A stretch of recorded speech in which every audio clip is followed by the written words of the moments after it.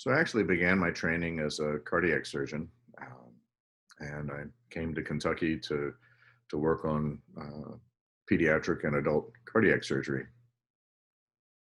But as I came to Kentucky and I saw a burden of cancer that was um, uh, unbelievable, the high rates of cancer that we have, and the care that our patients were receiving 25 years ago was disturbing. And we needed some focus in our residency training program to develop a thoracic tract, develop a focus on thoracic surgery.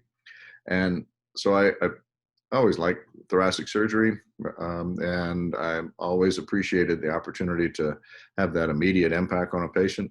Um, and so I began to shift my practice more from the cardiac side into the thoracic focus for education purposes, but also to try and develop a multidisciplinary practice with our excellent medical oncologists and radiation physicians and the other team members that we need. And so in 1998, we began a multidisciplinary lung cancer program that has continued today and has expanded in many ways. So I think the driving force was the burden of cancer that was here and the lack of a dedicated focus on a thoracic surgery presence. Uh, it was always a mixed combination of cardiac and thoracic surgery, and so I was really able to develop that primary thoracic focus, and we've seen that grow. Well, the Commission on Cancer is an excellent organization, and it's a privilege to be able to serve as the chair.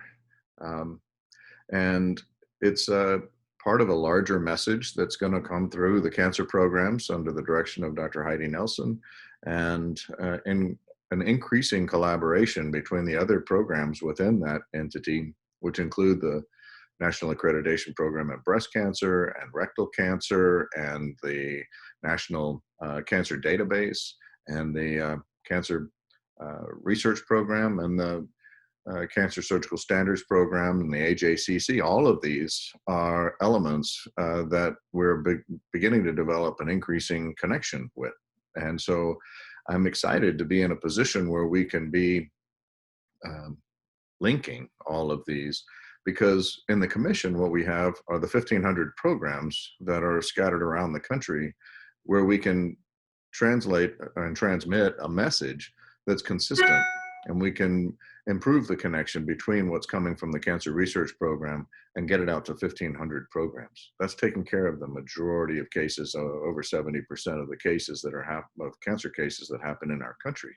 And so we also have the ability um, to take the standards that are developed, which work at all of these different programs, and be able to modify those so that we can uh, make adjustments in how we take care of cancer and make them contemporary. We've done that with the evolution of the 2020 standards, and they've been embraced by most programs and absolutely moving this forward.